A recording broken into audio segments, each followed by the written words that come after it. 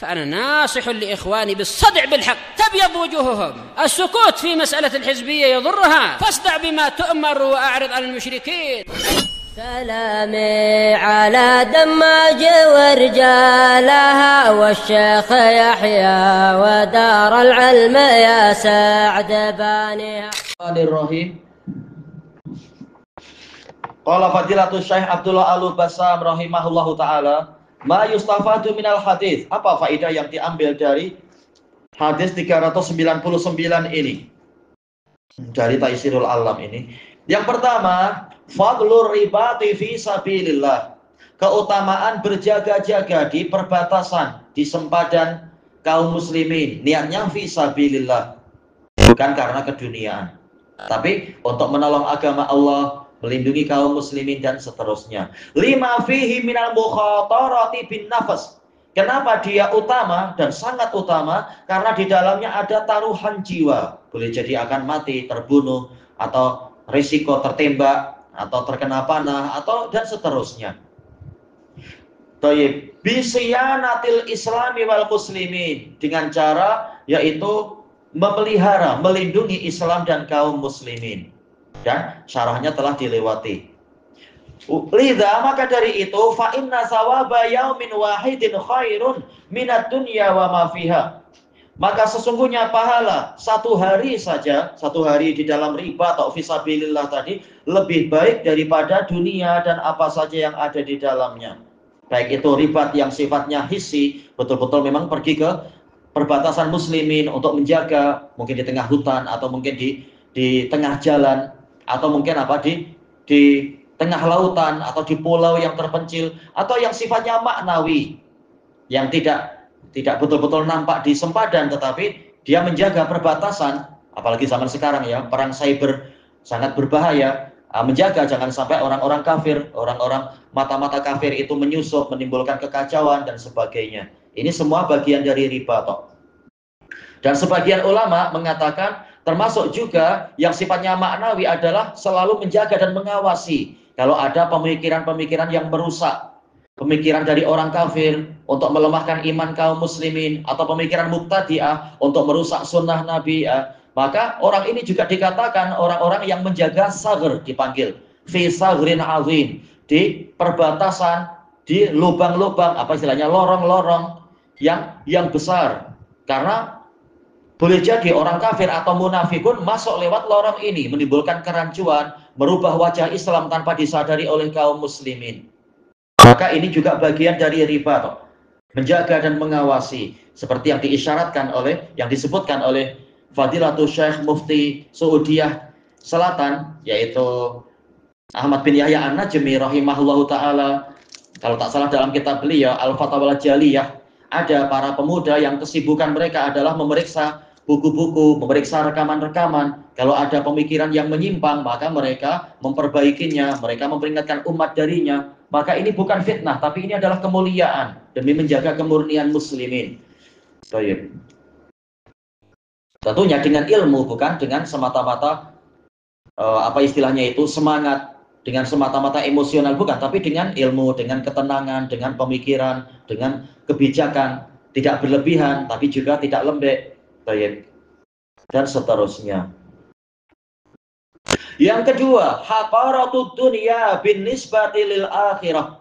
Kehinaan dunia, hinanya dunia dibandingkan dengan akhirat.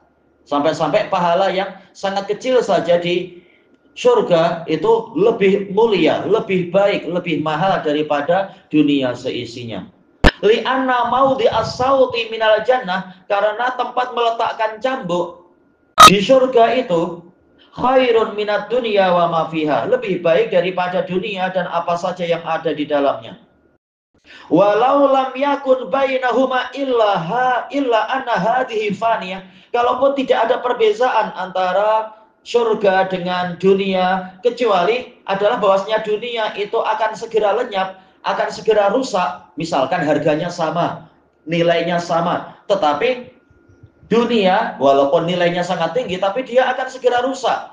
Kita menikmati dunia mungkin hanya 60-70 tahun atau 200 tahun misalkan mencapai itu, tapi setelah itu apa? Mati juga. Watil kabaqiyah, Sementara yang itu, yaitu kenikmatan surga, dia kekal. Seharinya 1000 tahun. Baru sehari saja di sana sudah 1000 tahun.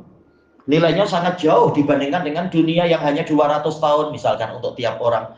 Jarang sampai 200 tahun. Fa inna raghbata fil baqi, maka minat yang ada akan tercurah kepada yang kekal tadi. Wa in kana khosafan, walaupun dia hanya sekedar benda yang murah di surga. Ini murah aja, cuma paku atau cuma mungkin keset kaki misalkan, atau mungkin alas kaki saja, kasut misalkan, atau apalah benda yang murah khosaf. Mungkin sekitar sepotong seramik saja, seramik kecil. Tapi khairun minal fani, dia itu lebih baik daripada sesuatu yang rusak, dinikmati tapi rusak. Sementara yang tadi dia itu kekal dan bermanfaat, bukan kekal tapi pecahan kaca sia-sia, bukan, tapi dia bermanfaat. Di surga tidak ada yang sia-sia, semuanya bermanfaat dan pasti nilainya sangat agung. Wa in kana sodufan, asal dari sodaf, ada beberapa makna. Terkadang sodaf adalah apa itu istilahnya,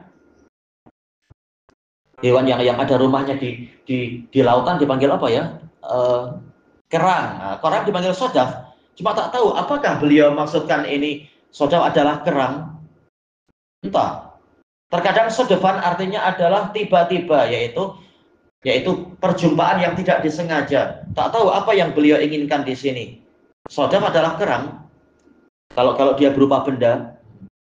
Kalau berupa hal, macam tadi itu, yaitu sesuatu yang tidak disengaja tapi tak sesuai ya. Dunia ini tetap yang di akhirat, walaupun dia bendanya nampak benda yang murah, tetap dia itu lebih baik daripada benda yang mahal tetapi rusak. Ataukah sodofan ini kembalinya ke benda yang di surga lagi juga, yaitu kerang di surga. Ya, dia perhiasan juga, perhiasan yang cantik juga.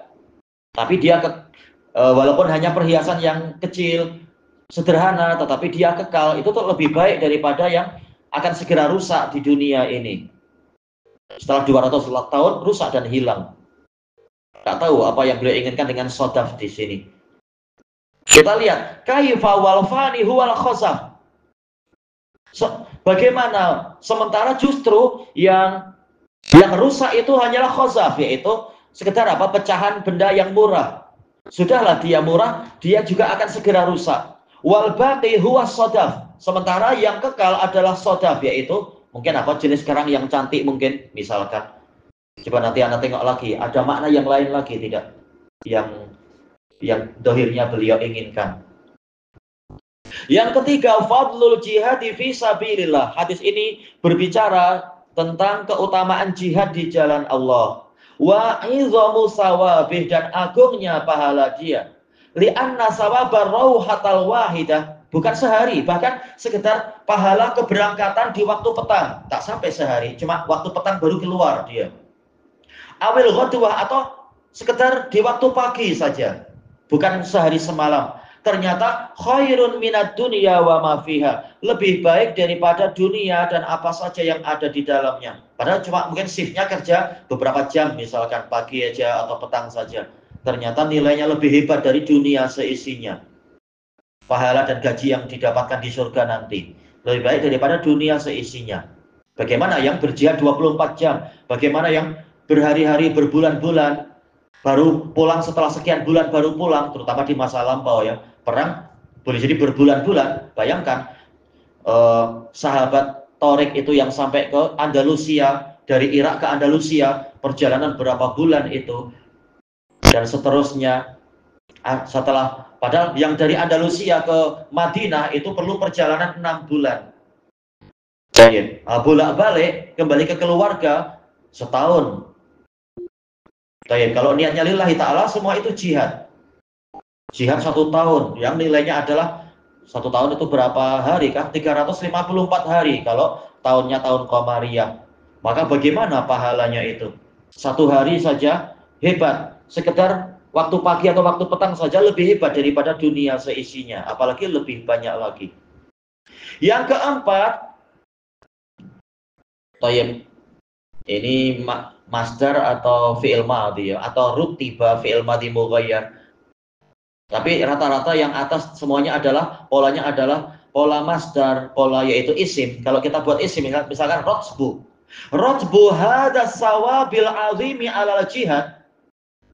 Dijadikannya pahala yang agung ini sebagai akibat rotab, yaitu sebagai akibat atau kesudahan dari jihad.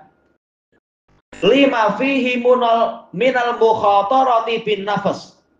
Atau boleh juga ini memang dibuat dengan apa? Pola fi'il madhi mughayyar shighah, yaitu dijadikannya pahala yang agung ini sebagai akibat dari jihad. Kenapa? Karena di dalam jihad itu ada taruhan jiwa, taruhan nyawa. Talaban liridallah, demi mencari ridha Allah Ta'ala.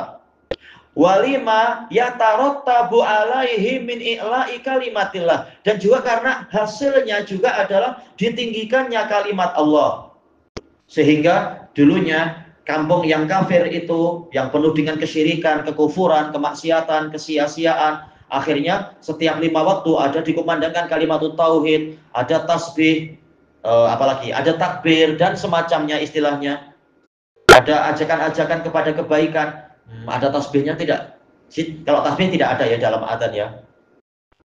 Baik. Tapi intinya kalimatullah yang ditinggikan, dan kemudian masjid-masjid dibina, ada juga dzikir-dzikir, ada juga nasihat-nasihat, pelajaran-pelajaran dan seterusnya. Wa nasri dini, tertolongnya agama Allah semakin tersebar, banyak orang masuk Islam, banyak orang berilmu, sehingga setiap kali mereka mengamalkan amal soleh, yang membuka tadi dan yang mengajar, yang berjihad, menaklukkan wilayah itu mendapatkan pahala yang terus mengalir karena menghasilkan amalan yang terus menerus, dan ini adalah jejak-jejak yang mereka tinggalkan.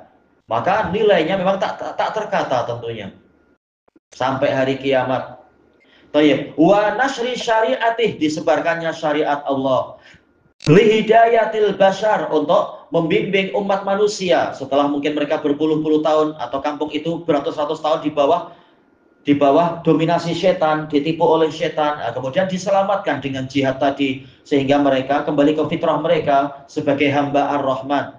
Fahuwa dzirwatu sanamil Islam, maka jihad itu adalah kemuncak tertinggi dari Islam. Dzirwah yaitu puncak, kemuncak. Sanam yaitu bagian yang paling tinggi, yaitu ponok onta, itu paling tinggi secara umum ya, jelas kepala onta lebih tinggi lagi sebenarnya. Tapi ini gambaran menunjukkan memang pola tertingginya Islam adalah di dalam jihad itu, dan jihad beraneka ragam. Baik. Ini ma'ruf ya, hadis Mu'ad bin Jabal radhiyallahu anhu, diriwayatkan oleh Imam Ahmad, oleh oleh Al-Baihaqi, juga oleh siapa gurunya Al-Baihaqi itu, Al-Hakim, dan yang lain-lain. Ayo, kama fi hadis Mu'ad, ini disebutkan sini, Mu'ad bin Jabal, disebutkan dalam catatan kaki, diriwayatkan oleh Ahmad, At-Tirmidzi, Ibnu Majah, dan seterusnya. Tayyib. Ayo, ilahuna wallahu a'lam. Subhanakallahumma wa bihamdika la ilaha illa anta astaghfiruka wa atubu ilaik. Walhamdulillahi rabbil alamin. Jazakumullahu khairan.